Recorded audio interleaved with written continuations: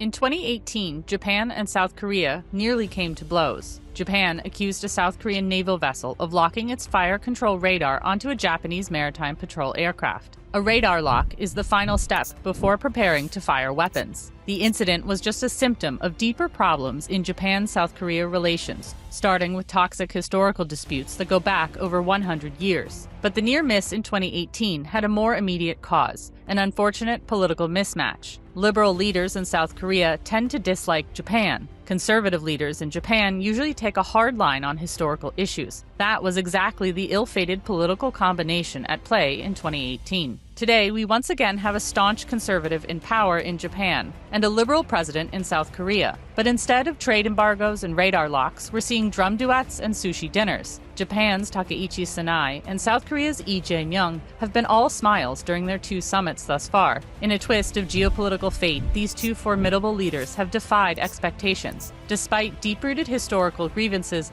this unlikely duo has found unexpected common ground, bringing Tokyo and Seoul closer together than ever before. What changed between 2018 and 2026? And, maybe more importantly, will it last? Today, we're talking about the Japan-South Korea relationship, what's held it back over the past 70-plus years, and how Takaichi and the ultimate odd couple, have managed to put the two U.S. allies on track to finally set their differences aside.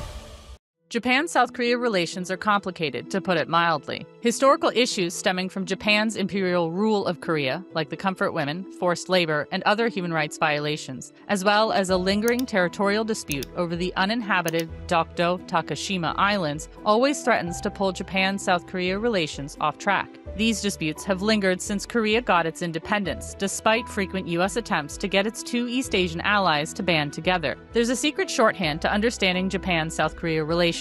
Ready? Here's the formula. Conservative South Korean leaders and more progressive Japanese leaders means closer ties. Flip that around, a progressive South Korean leader paired with a conservative Japanese one, and trouble is brewing. According to that historical pattern, Takaichi and seem like an especially ill-suited partnership. Jae-myung's journey is a classic underdog story. Rising from crushing childhood poverty, he worked in a factory as a boy, suffering a permanent arm injury. His difficult early years motivated his later career as a fierce civil rights lawyer. Eventually made the transition to politics, joining Korea's Democratic Party. He served as a mayor and then provincial governor. At each stop, he built up a reputation as a progressive populist by championing working-class struggles and challenging the establishment, including heavily criticizing the conservative administrations of President Lee Myung-bak and Park Geun-hye.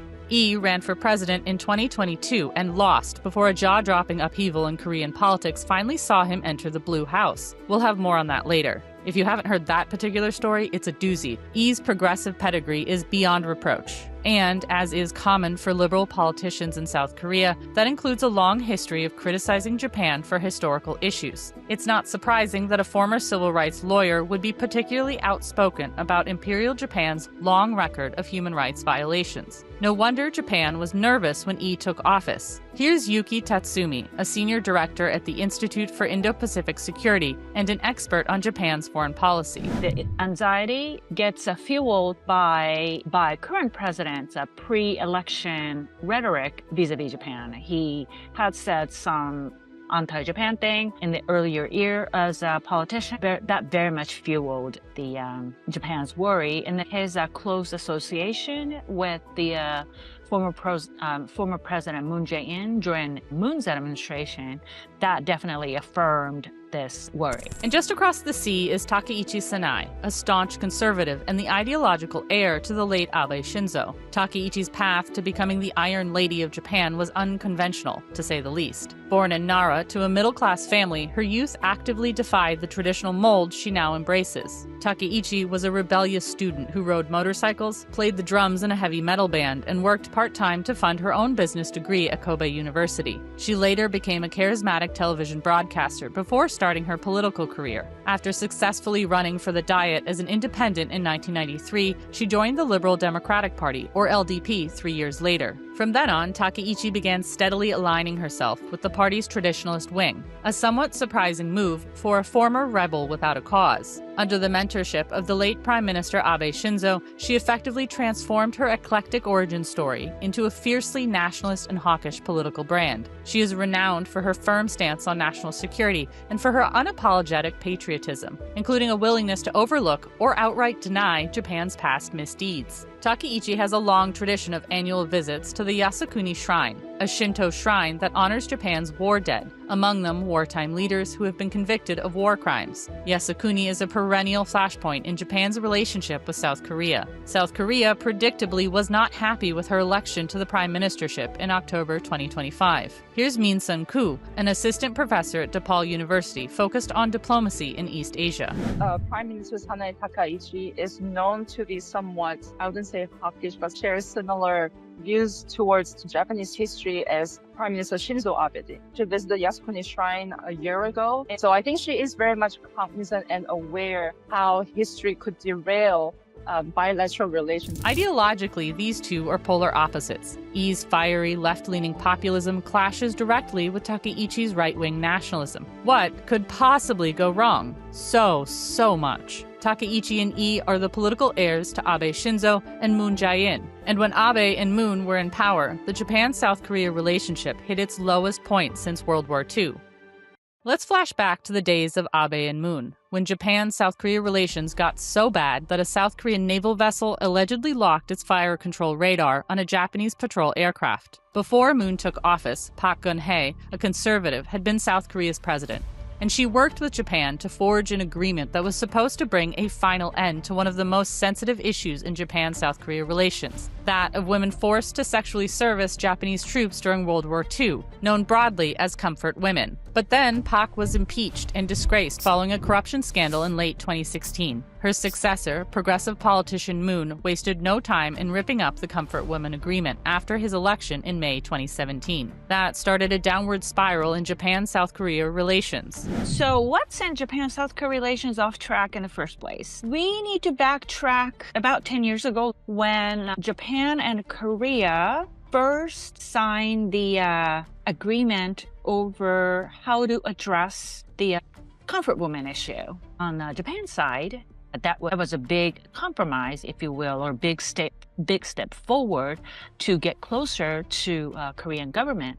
However, that situation changed when the Moon Jae-in government essentially nullified this agreement. And that really sent a deep sense of disappointment on the Japanese side. It affirmed some of the hardliners' belief that Korean government cannot keep international promises. They cannot be a trusted partner. In 2018, a South Korean court ruled that modern Japanese corporations had to pay reparations to Koreans who had been forced into wartime labor. Japan was outraged. It has always insisted that the treaty that normalized Japan-South Korea relations back in 1965 settled the issue of outstanding compensation once and for all. Japan demanded that South Korea overturn the ruling. Tokyo didn't buy the independent judiciary argument because it already saw Moon as a dyed-in-the-wool anti-Japan politician. Following the court ruling, Japan issued export controls on South Korea, including on key inputs needed to make semiconductors. Tokyo claimed that Seoul was a security threat, and also claimed that the export controls had nothing to do with the court ruling. No one really bought that argument. In turn, Moon threatened to rip up an intelligence sharing agreement that formed the backbone of Japan-South Korea-US trilateral military cooperation. By the time the radar lock incident happened in December 2018, it seemed like the relationship couldn't get much worse. It was arguably the lowest point in Japan-South Korea relations since the two normalized ties. What did Takaichi and Ii think of all of this? They argued at the time that their governments weren't being tough enough on the other country. Ii, then the governor of Gyeonggi province, called Japan a hostile nation, saying South Korea had to keep a close eye on its neighbor due to Japan's imperial past. And Takaichi, who was then serving as a policy advisor in the ruling LDP, urged the government to take an even more hardline approach on history. Takaichi wanted Abe to retract Japan's previous apologies for wartime abuses to protect the honor and pride of the nation. 2018 to 2022 was a dark time in Japan-South Korea relations, but even then, shared geopolitical interests were lurking in the background. On paper, Japan and South Korea seem like natural partners. They are both U.S. allies with a common enemy in North Korea. Both are deeply concerned about China, too. They're also both liberal democracies in a region where democracy is not the norm. As middle powers, they have similar attitudes on the need for a rules-based order, whether those rules govern free trade or security. The United States has often been frustrated that its two most important allies in East Asia just can't get along, because from Washington's perspective, it seems like they should. And thus, U.S. policymakers breathed a sigh of relief when Yoon-Suk-yeol won South Korea's presidential election in 2022, just barely squeaking by E. Remember our political formula for Japan-South Korea relations? Conservative presidents in South Korea are good for bilateral relations, so are progressive Japanese prime ministers. And in 2022, Japan and South Korea returned to exactly that constellation. When South Korea elected conservative President Yoon, Japan was under a more moderate prime minister, Kishida Fumio. Incidentally, the same man who, as Japanese foreign minister, had negotiated the ill-fated Comfort Woman Agreement back in 2015. Yoon and Kishida moved quickly to bring ties back on track. Yoon essentially sidestepped the forced labor court ruling by setting up a new fund to compensate South Korean victims, all via voluntary donations. Yoon also fully reinstated the intelligence sharing agreement that Moon had mothballed. He and Kishida restarted the old tradition of shuttle diplomacy, visiting each other's country each year. But Yoon's U-turn on Japan wasn't exactly popular, and one of the most outspoken critics was Jae-myung, who by then was leading the opposition Democratic Party. Slammed Yoon's Japan visit as humiliating diplomacy, comparing him to a gopher forced to run errands for an abusive boss. Meanwhile, Takaichi wanted Kishida to take a more patriotic stance on history. When Kishida told Yoon he had strong pain in my heart due to the extreme difficulty and sorrow of Koreans during Japan's colonial rule, Takaichi took umbrage. Despite domestic grumblings, the Kishida-Yoon era of good feelings culminated in a 2023 trilateral summit at Camp David alongside then U.S. President Joe Biden. The three leaders were determined to institutionalize the relationship so that it wouldn't fall prey to changes of government, including a worst-case scenario where someone like E was in office opposite someone like Takaichi. They had no idea how soon this new arrangement would be tested. The bombshell dropped on December 3, 2024, with Yoon's shocking declaration of martial law. That was followed in short order by his disgrace, impeachment, and arrest. And Japan's government was extremely concerned that every Yoon administration policy would be immediately overturned, including his outreach to Japan. When Yoon-Suk-yeol declared martial law, that was definitely a shock. There was a great degree of anxiety in the minds of Japanese policymakers because that person who shepherded in the new phase of Japan-Korea relations now gets thrown out of the office due to this martial law declaration. So yes, there was a serious worry that this warming of the relationship might not survive his impeachment. Those fears were exacerbated by E's status as the presumptive next president. When crafting the bill calling for impeachment, E and some fellow lawmakers in the Democratic Party originally tried to include Yoon's so-called bizarre Japan-centered foreign policy as one of the causes, an offense apparently on par with attempting to seize military control of South Korea. The reference to Japan was later dropped, but the damage seemed to be done. E had cemented his image as an anti-Japan politician. Tokyo was extremely wary. At first, though, E had a fairly amenable counterpart in Japan, then Prime Minister Ishiba Shigeru. Ishiba had a relatively progressive stance on Japan's historical responsibility for abuses committed during its colonization of Korea. But in October 2025, just 4 months after E took office, Japan got a new prime minister, Takaichi Sanae, who seemed all but certain to reopen the barely closed historical wounds. With the conservative Takaichi and the liberal E both in power, it seemed a sure thing that Japan and Korea relations would once again fall apart. But that's not what happened. Instead, E and Takaichi held 2 summits in quick succession. The camaraderie between them was as clear as it was unexpected. Counting his summits with Ishiba and then Takaichi, E met with the Japanese Prime Minister 5 times in his first 8 months in office. Not bad for a man once known as an anti-Japan progressive. And even more amazingly, both the Korean and Japanese publics approved, although one country more than the other. The most recent poll numbers with regards to South Korean public opinion was that of August 2025. And all three polls actually showed a pretty positive trend in terms of how the South Korean public views Japan in a favorable light. Asan's polling actually showed one of the highest figures since they ever started polling the South Korean public when it comes to their attitudes towards Japan. So in that sense, I think the South Korean public is definitely very receptive, and it's accepting of Lee Jae-myung's friendly approach towards Japan. But the percentage of Japanese public that views South Korea in somewhat unfavorable light is more than 50%. I think it was like 51%. So you can see this contrasting public attitudes in both South Korea and Japan, which to me is very important. Takaichi found a memorable way to highlight the new friendly tone in Japan-South Korea relations, a drum duet. Remember, she used to be a drummer in a heavy metal band? So, at the end of their January 2026 summit, Takaichi and Lee, wearing matching tracksuits emblazoned with their names, each took up a set of sticks, sat behind a drum set, and played along together to K-pop hits. It may have seemed goofy, but there was a serious political message behind it. Takaichi and Lee first met during the APEC summit in October in 2025 in Gyeongju, South Korea. Apparently, President Lee shared with Prime Minister Takaichi, knowing that she has this musical background, that it has always been one of his dreams to play on a drum set. And I think it's a gesture to show Lee that Takaichi remembers all these small little minor comments that has been shared with her. So it was a way of showing that, Japan is very much seeking friendly relations with South Korea. And I think it's just one of her very unique approaches of, trying to make leaders feel like they're connecting with her in very personable ways. The drum duet symbolized Lee and Takaichi's odd couple dynamic. It turns out that a conservative Japanese leader and a liberal South Korean president are actually perfectly placed to bring their countries together, precisely because both Takaichi and Lee have a strong track record of being skeptical about the relationship in the past. In American context, we would say only Nixon was able to go to China. I would say the same thing. In Korea, only liberal president can survive pro-Japan comments. Importantly, both Lee and Takaichi currently enjoy robust popularity ratings in the high 60% range. That insulates them from the damaging impulse to seek popular support by resorting to nationalism and demonizing their neighbor. So, a Japanese conservative and a South Korean progressive can get along.